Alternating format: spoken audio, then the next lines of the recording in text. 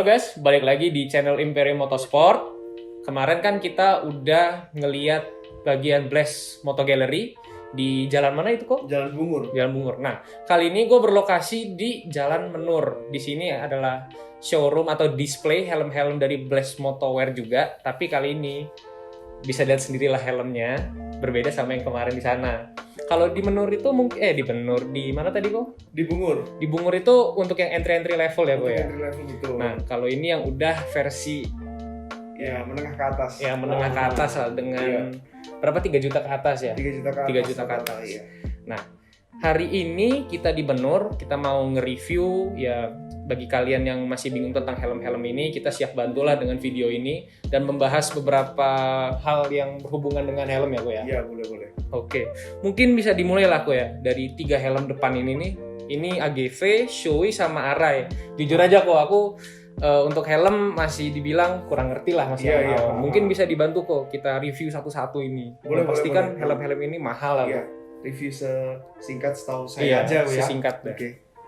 Untuk AGV mungkin mereka startnya dari ada yang di range untuk 3 jutaan, di 5 jutaan, terus sampai yang di 10 sampai belasan juta juga banyak sebenarnya. Cuman untuk yang top of the line-nya saya rasa di Pista GPRR yang ini dia ada banyak motif juga. Untuk yang apa versi yang limitednya yang mahal-mahal GPRR-nya. GPRR-nya di kebanyakan di motif Rossi. Terus untuk Shoei sendiri dia banyak macamnya. Untuk versi yang top of the line-nya dia di X14 atau Xspirit 3. Kalau untuk Arai sendiri di 7X, RX7X. Iya betul. Itu sih.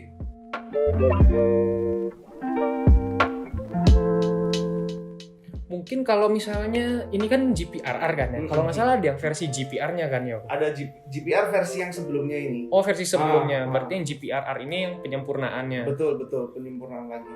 Kalau Corsa berarti dia bukan top of the line-nya ya, kok ya. Corsa bukan sih. Jadi Corsa yang R tetap diproduksi. Kalau sebelumnya yang Corsa biasa. Jadi sama. Jadi istilahnya levelnya masih di bawah GPRR. Jadi untuk Corsa sendiri di range harganya di 9 sampai 11 jutaan. 9 sampai 11 juta. Iya, sih lumayan sih.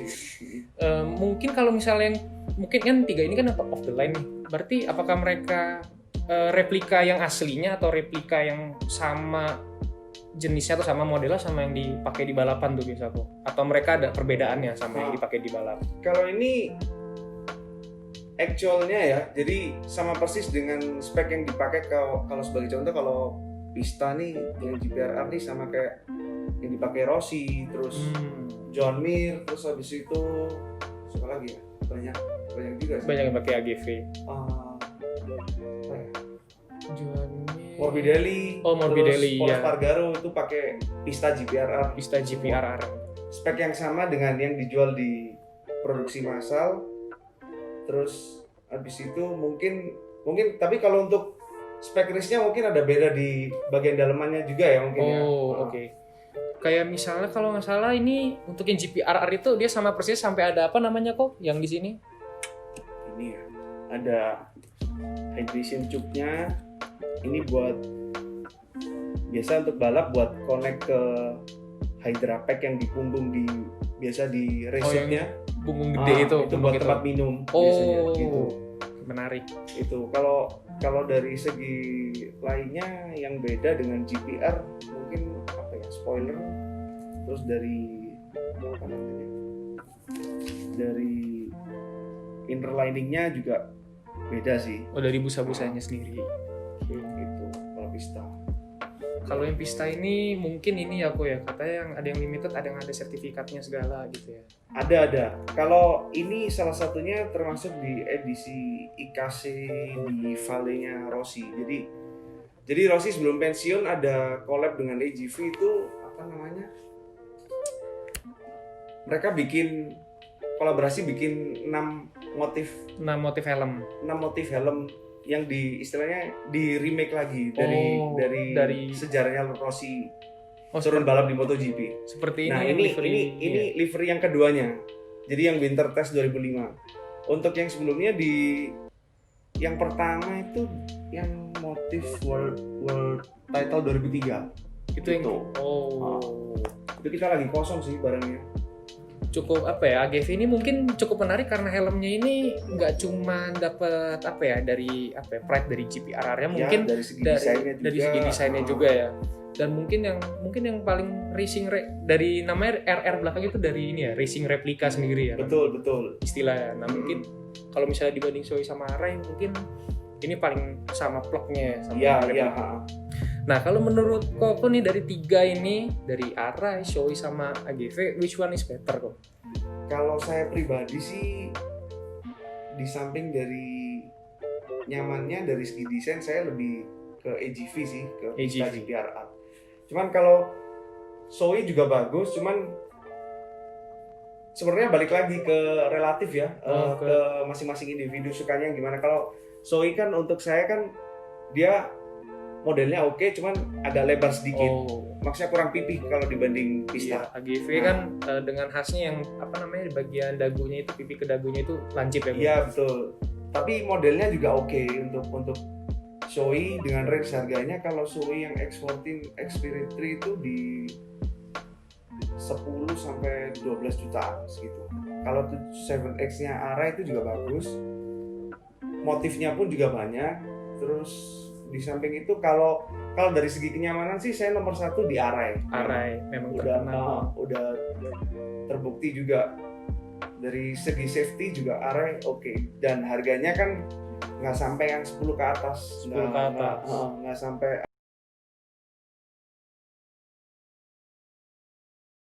apa namanya, kecuali yang limited ya. Oke. Gitu. Kayak yang inilah ya. Kalau misalnya dari segi mungkin kalau itu udah cukup diulas deh. Mungkin kalau misalnya ngomongin helm tadi kan ada taste, semua orang punya taste-nya kan terhadap helm. Mungkin kita bisa bantu mereka memilih ya sebagai referensi. Mungkin setiap 3 helm ini mungkin Koko ada keunggulannya gitu. Apa yang dipunya AGV mungkin tidak dipunyai Shoei, atau yang dipunya Arai tidak dipunyai AGV mungkin. Oh gitu. Kalau untuk AGV sendiri sih kalau saya desain ya nomor 1. Terus kalau Shoei desainnya juga dapat, terus apa namanya, feel waktu dipakai juga enak juga. Cuman mungkin nggak seringan GPRR gitu. Kalau Arai mereka bikinnya dari dulu sih cenderung ke bulat ya, mirip telur gitu kalau Arai. Cuman dari segi pemakaian, dari comfortnya itu nomor 1 kalau. Iya, kalau kalian belum tahu, Arai ini memang terkenal sebagai helm paling nyaman di kelasnya gitu. Bisa di dalam motovlogger yang udah mulai hijrah ke Arai sendiri. Nah, mungkin kalau helm orang biasanya memang nyarinya itu ke ini apa ya? Comfort sama style-nya juga ya. Betul. Nah, mungkin dengan keunggulan masing-masing tadi itu kalian bisa nentuin lah helm mana yang kalian mau gitu. Mungkin setelah ini kalian tiba-tiba milih Arai, tiba-tiba kalian yang tadi benci AGV jadi suka AGV, who knows lah, mungkin kita bisa membantu itu. Nah, kalau misalnya ngomongin helm, kita kan di sini kan helm-helm premium nih Gun. Helm-helm yang mahal, dari yang range mungkin di atas 3 juta, ada yang 10 juta, dan sampai misalnya kayak yang Arai Carbon ini ya. Harganya 40 jutaan ya Gun. Ini dia 40 jutaan. Nah, ini mungkin masih asing lah ya bagi teman-teman yang suka motoran atau mungkin antusias helm baru gitu. Kalau misalnya helm itu bisa dipakai untuk investasi ya, ya? Mungkin di beberapa motif tertentu bisa. Jadi istilahnya kayak ada motif. Misal contoh kalau di Arai biasa dia livery yang diproduksi setiap tahunnya yang selalu beda tuh di seri I Love Man ini. Terus abis itu kalau AGV sendiri di rata-rata di Rossi ya yang paling banyak ya. Kan setiap tahun kalau Rossi kan setiap tahun ada 4 helm yang jadi khasnya. Jadi helm untuk satu musim itu sendiri, terus helm untuk winter test, dan di Misano sama Mugello gitu. Gitu kalau untuk Rossi. Itu informasi yang baru sih. Kalau misalnya setiap pembalap itu setiap tahun itu pasti ada ngeluarin 4 livery gitu. Kalau itu enggak khusus Rossi aja. Khusus Rossi. yang lainnya saya nggak begitu ngikutin juga. Tapi kebetulan saya memang versi Rossi juga gitu. Jadi setahu saya sih dia setiap tahunnya produksinya di 4 macam motif. 4 macam motif. Kalau misalnya Arai gitu atau mungkin AGV, biasa kan AGV kan dominan itu memakai desain yang ada di versi race-nya mungkin di GP-nya. Kalau misalnya Arai gitu mereka membuat desain khusus yang dijual untuk umum. Ada. Itu lebih banyak kan Arai mungkin ya. Mungkin kalau di dunia balap mungkin yang lebih banyak liverynya terus yang dipakai juga sama masing-masing balap lebih ke Arai sih. Kayak yang ini Arai Takumi yang baru, terus kadang ada Scott Russell, ada Kiyonari, Nina Kagami, Kenny Roberts, terus ada Tatsuki, macam-macam juga. Kalau Arai cukup banyak, terus Pedrosa, Hayden, nanti kan Arai semua gitu. Nah contohnya misalnya kayak investasi itu kayak ini yang versi yang full carbon ya. Ini yang full carbon. Full carbon. Ion TT itu juga ini. Biasanya kalau Arai gini dia berarti kalau investasi itu yang pasti untuk kolektor ya.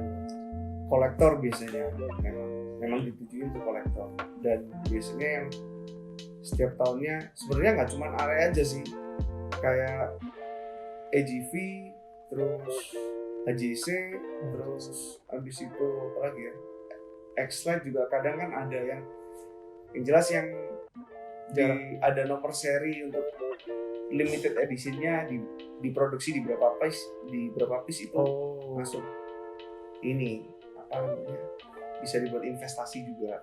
Mungkin kalau menurut Koko yang kayak baru-baru ini nih kayak NC Race itu ya NC Race ya ada potensi untuk investasinya nggak tuh? Saya rasa sih ada juga sih ya kalau untuk itu, soalnya kan cuma diproduksi sekali dan dia limited seriesnya di berapa ya? Saya lupa juga sih. Ya, tapi saya rasa bisa. Limited banget lah, yang pasti di bawah 4.000 mungkin. Nah, kalau misalnya ngebahas helm-helm mahal nih, yang kayak gini, yang pasti kayaknya dominan impor ya, Bro ya? Impor. Kalau untuk brand-brand yang ternama rata-rata impor sih. Impor. Nah, misalnya untuk mungkin tentang sertifikasi keamanan gitu kan. Itu kan biasa menjadi sebuah acuan lah seorang buat betul. Pilih helm kan. Iya. Mungkin selain SNI gitu, mereka ada sertifikasi keamanan apa aja gitu? Ada. Kalau untuk Arai, untuk yang region Asia biasanya ada sertifikasi dari JIS ya, Japan Industrial itu. Terus untuk Shoei sendiri dia ada dibagi dua juga, untuk segmen X14 pakai JIS juga sertifikasinya. Terus untuk kalau yang versi Europe-nya kan ada di Xspirit 3. Xspirit 3 itu dia udah ECE. Jadi untuk maksudnya kalau ECE itu standar safety-nya yang Euro punya gitu. Yang pasti mereka ini apa ya, keamanannya nggak cuma kayak satu, dan pastinya kalau untuk Arai, Shoei, AGV, AJC, Roland, X-Lite, Aero itu udah Snell semua juga sih. Kalau Snell kan istilahnya kayak standar safety basicnya ya untuk helm-helm premium. Terus kalau untuk AGV sendiri ada yang Asian, ada yang Euro juga. Ada Euro ya, ada Eurofit juga. Kalau yang Euro udah pasti isi semua, terus udah Snell juga. Terus kalau untuk GPRR yang baru ini dia udah FIM Racing Homologate helmet juga. Jadi maksudnya udah jadi acuan untuk standar balap internasional kayak gitu. Kalau yang untuk yang versi Asian-nya dia masih belum ada isi saya rasa. Belum ada isi. Berarti ya memang udah di standar secara internasional. Masing-masing, dan setiap region itu punya pengukurannya masing-masing gitu.